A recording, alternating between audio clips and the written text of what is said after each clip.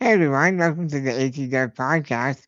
So happy to be joined today by Tiffany Yu, a longtime friend and force in the disability community. Hey Tiffany, how's it going? Good. How are you? Doing great. Yeah, thank you for being here and taking some time out of your busy book tour to chat. I will say, I feel like the book tour is winding down. So I'm looking forward to a couple weeks of rest and the holidays. Yeah, same here. And yeah, maybe for people who aren't familiar with your work, would you mind giving a little bit of an intro on yourself and your background? Sure. So, hi, everyone. This is Tiffany Yu. I'm the author of the Anti-Ableist Manifesto, Smashing Stereotypes, Forging Change, and Building a Disability Inclusive World. It came out a little over a year ago in 2024 and still remains just as relevant now as it did when it came out last year. But my entrance into this space comes from my own lived experience of becoming and acquiring a disability when I was 9. And over the last, I guess, 15 plus years, I've been really focused on building disability centered communities. And we do that through an organization that I run called Diversability. And I do a couple other things. I feel like I have this umbrella that I call disability advocate, and then we've got a couple different arms. But one other thing that I am proud of that I don't spend as much time talking about is I co founded the Awesome Foundation Disability Chapter with the late Oh Alice yeah. Long in 2017. And we award $1,000 grants to disability projects every single month. And this year, 2025, we surpassed $100,000 in grants, which is pretty Oh cool wow. to be able to see that $1,000, depending on who you are, can really help catapult a project to the next level and help serve the community. Wow, that's amazing. I had no idea that you were involved with the inception of that. Yeah, I love the Awesome Foundation. That's great. Yay. Yeah, I don't know why whether you call it like being a multi hyphenate, now I've been calling it portfolio career, where Ah, like yes. here's my portfolio. But I will say it's one of my initiatives that I spend the least time talking about but feels the most impactful, right? Because we are investing real dollars into people who are on the ground, who are working and building these projects that really serve the community in a lot of different ways all around the world. I think we've now reached 16 or 17 countries as well. Wow, that's amazing. Yeah, and I think that's something that's really interesting about the disability community is that there really is a lot of entrepreneurs in the disability community. I think partially because there's so many unmet needs that people are going to go out and try to find solutions to problems that are really important to them. Yeah. And I also think at the same time, like when many of us are counted out of a traditional, quote unquote, traditional 9 to 5, like we get creative about finding our own Right. work opportunities. Yeah, absolutely. A necessity. Yeah. And I think being able to set your own hours and also set your own pay when you have to deal with things like, Social Security, work requirements, entrepreneurship starts to look a lot more appealing when you have that extra layer of control. Yeah. Yeah, and so I'm curious to learn a little bit more about diversability, and that's originally where you and I met when you were having a lot of traction with Facebook at the time, and that. Should you walk us through the inception story of diversability?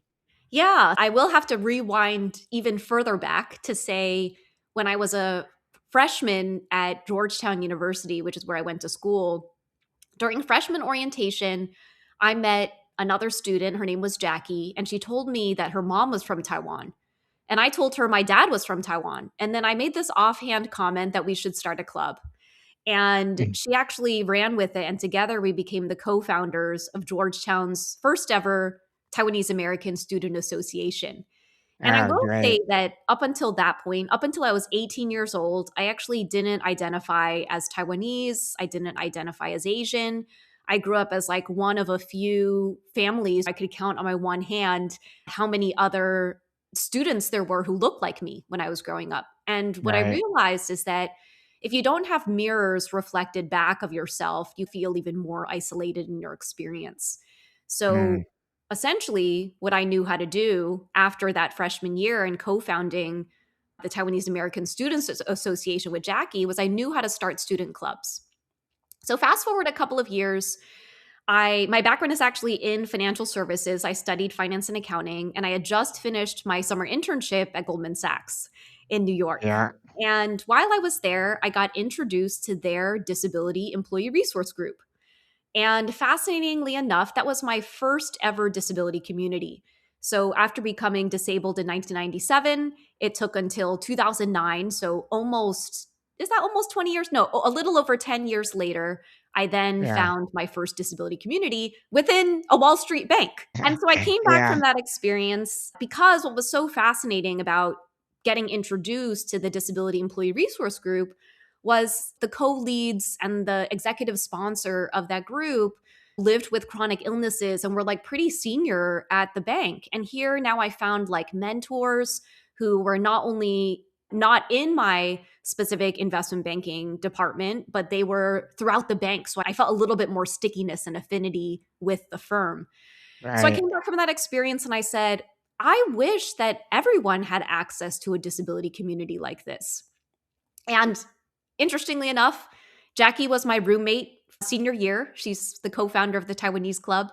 And I remember telling her about my experience with this disability community. And I said, I think I'm going to start a disability student club. And she was so supportive because we knew how to start student clubs. So Yeah. that kind of became the beginning of the founding of Diversability, which was Georgetown University's first ever disability student club. That was 2009. Oh, We that's received, amazing. and this will tie back to the Awesome Foundation Disability chapter, we received a $500 grant to get started. Now, depending on who you are, $500 is a lot or a little, but for 21-year-old Tiffany, who was still coming into her own disability identity, this was the first time I had received like seed money in some way for an idea that I had centered around an aspect of my identity that I think I was still harboring a lot of shame around.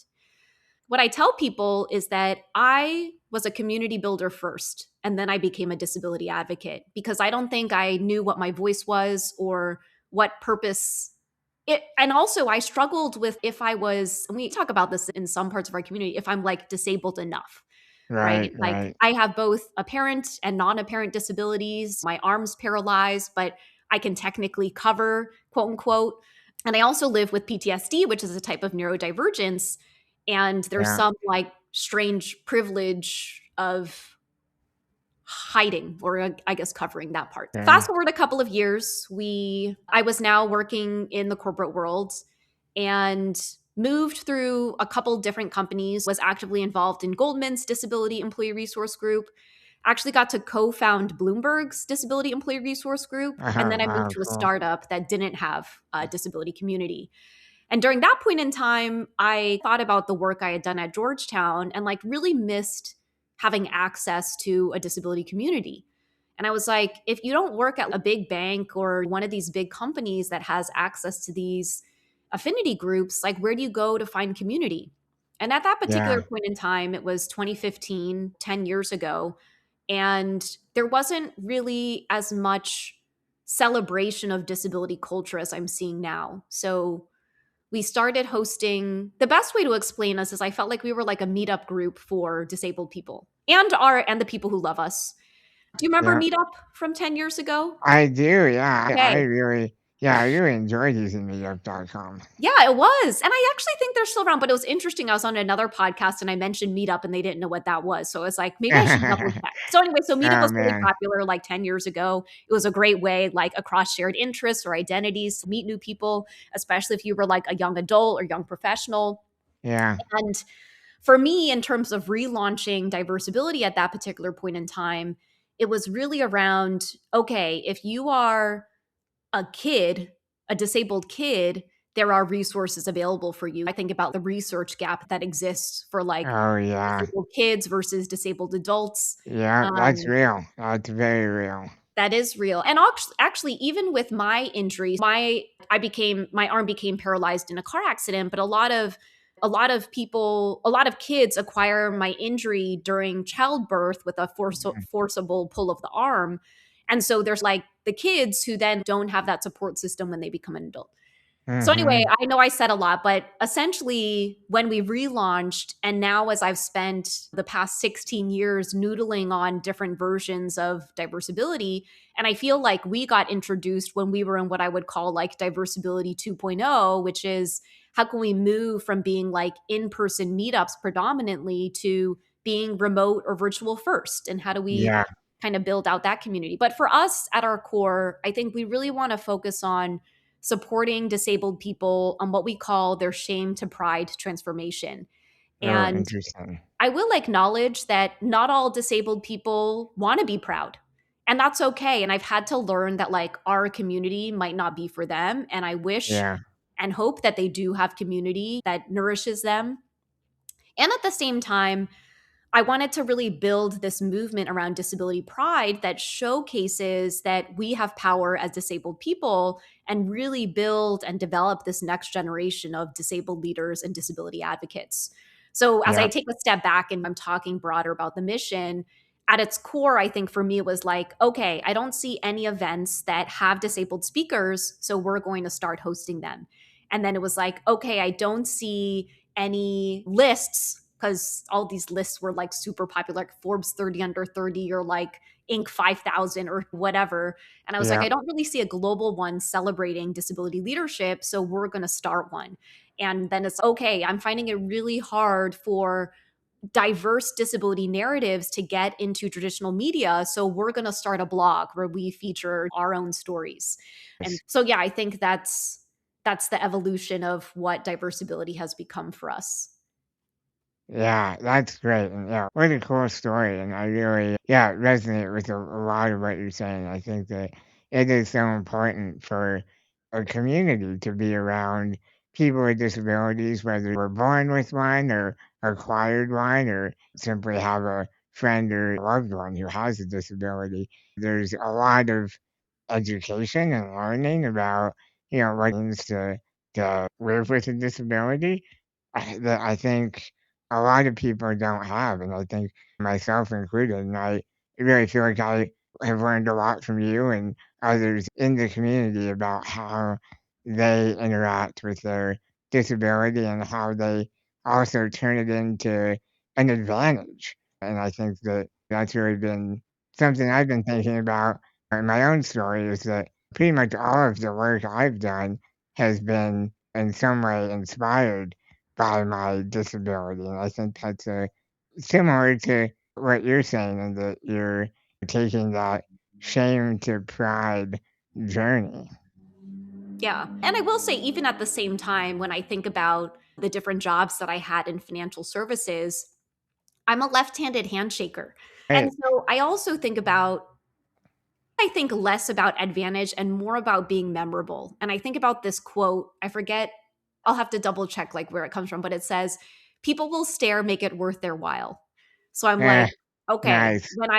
when the first time I meet you, I'm going to shake your hand with my left hand and you're most likely going to remember because it's different from how everyone else does it. So how Yeah. can I lean into that as an advantage in some ways Yeah. and say, at least at that particular point in time, I was like looking for a job. So it was like, Yeah. but yeah. That's great. And yeah, I'd love to if we could transition and talk a little bit more about your book. Yeah. So it's the is it Anti-Ableist Manifesto? Yes. So it's called I the love it. Anti-Ableist Manifesto. And actually will echo something you said earlier just about the power of community. And one of the things that I guess inspired this book was part of how I think the system of oppression, ableism, gets its power is by making us think we have none. And Mm, part of how we as yeah. disabled people, or part of how that manifests, is by keeping us intentionally isolated and alone. Because when you're Yeah. isolated and alone, you move into this loneliness state, which becomes this negative spiral, and it affects your sense of self esteem and self worth, and you become disempowered.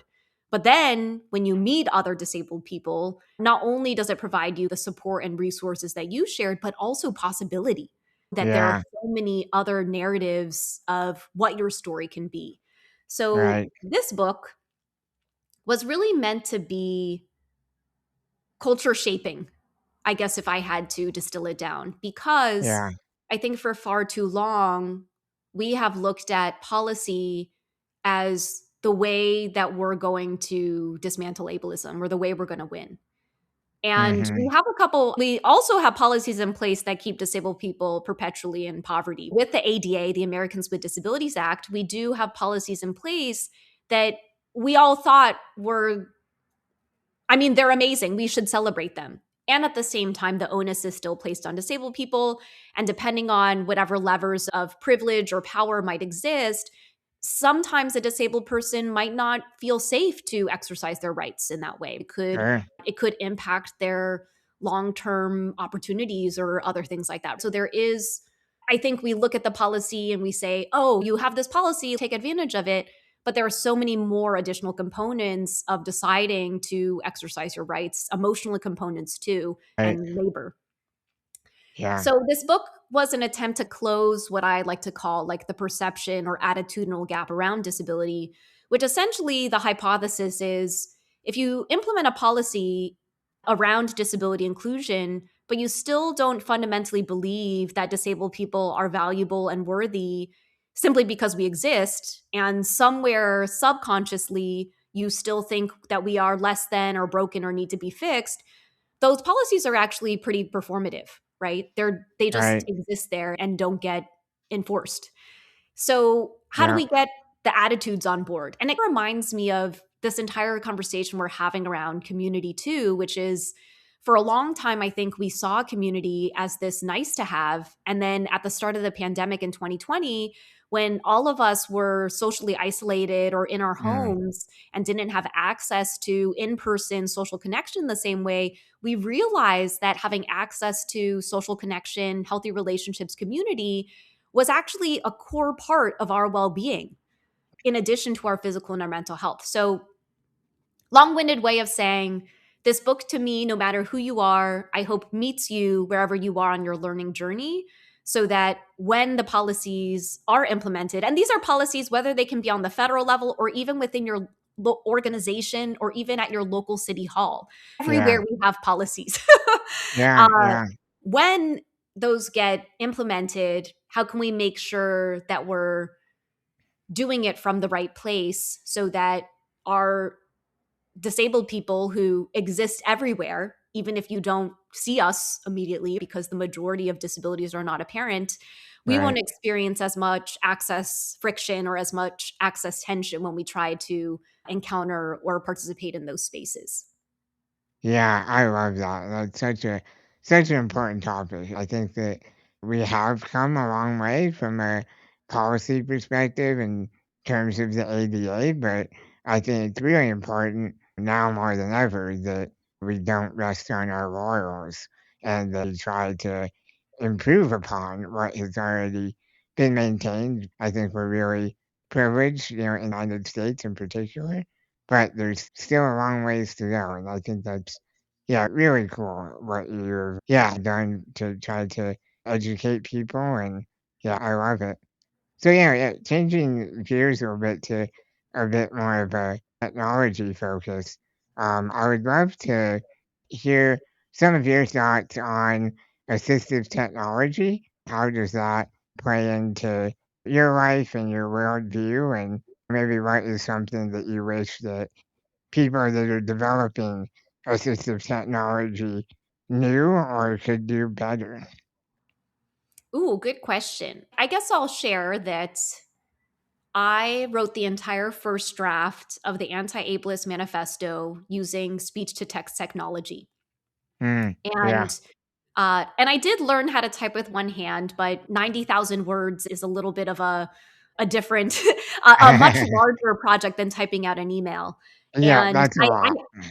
and I have friends who don't have disabilities, author friends who wrote books who did develop carpal tunnel or other different types of injuries or disabilities as a function of typing out that much. In some ways, to me, that felt like accessibility for the win. But one fascinating thing about speech to text technology is that, and again, this kind of like dates back to my time at Goldman, I actually didn't get introduced to speech to text technology until I was 21. So from 9 Mm, years old until I was 21, I wasn't aware of what assistive technology was available for me. And Yeah. I feel like today, even more people use speech to text. Like if you're driving and maybe you want to draft a text message to someone or voice commands. So that's, I think to me, technology is another way that really enhances accessibility. And I think Mhm. about the ways that I've been really fascinated by this idea of like inclusive design, which is multiple design variations so long as you have the same desired outcome. And even in the context of me writing this book, the desired outcome is that you have a book. And the way I did it, I just did it a little bit differently, but you still have the same desired outcome, right? Yeah. So I think about it in the sense that whether we want to take like a curb cut effect perspective on this to say, for those who are designing the assistive technology, like underlying inclusive design is this idea design for one to design for many. And Right. whether it's the example of Tiffany voicing out a book. And what was fascinating was when I shared that on social media, the number of people who commented who, either had disabilities develop that impacted their ability to type. Like I got so many messages of hope from people who thought that they could no longer write in the same way because they couldn't do it the same way as everyone else. It reminds me of the left-handed handshake. Yeah. So I guess I'll come back and say for those who are designing assistive technology, like just remember that there may be a much broader use case and you don't know who you're paving the path for and you may never meet them, but it will. And I even think Yeah. about, and this is, I'm going to share one very brief tangent that Yeah. is not related to assistive technology, but will help shed a light. Please So do. in 2020, I decided to start sharing a little bit more about how I navigate the world as someone who can only use one arm. And I started making a bunch of TikTok videos. And I would get a lot of questions around how I get dressed. And I thought that was very like intrusive. We talk about not asking intrusive questions. But then when I went online and I searched how to get dressed with one hand, I saw a lot of like occupational therapists simulating how they thought a person who could only use one hand would get dressed. And what Yeah. I thought was fascinating about it is that if you have been used to getting dressed with two hands your entire life, and then you decide to make a video just trying to do it with one hand, there's going to be friction, right? I talk about this like access friction. So I Yeah. recorded that video, and I will say that the number of comments I got on there about, oh, I'm recovering from stroke, and one side of my body is still in rehabilitation. So this is super helpful. I never saw it done this way. Or occupational therapists who are like, oh, I'm going to share this video now. And I never thought Yeah. that just a 20-second video of showing someone how I have lived in this body for almost 30 years could be beneficial. But I think we need less of the simulation. And this, I guess, the message from this actually ties back to developers of assistive tech. We need less of the simulation and more of the lived experience, I guess, is the Mm. takeaway from sharing that, is that sometimes I see some assistive technology, which is someone who doesn't have our lived experience, just imagining something is difficult for us, right? Because maybe they Right. always use two hands to type. But what if you actually go to the community and ask them? And one thing that's fascinating, and this is more, I don't know if I would call it hardware. It's like a 3D Yeah. printed thing. I got introduced to this company called Koala, Yeah. and they design like more affordable prosthetic attachments and orthotic attachments. So the Oh, orthotic ones cool. work for me.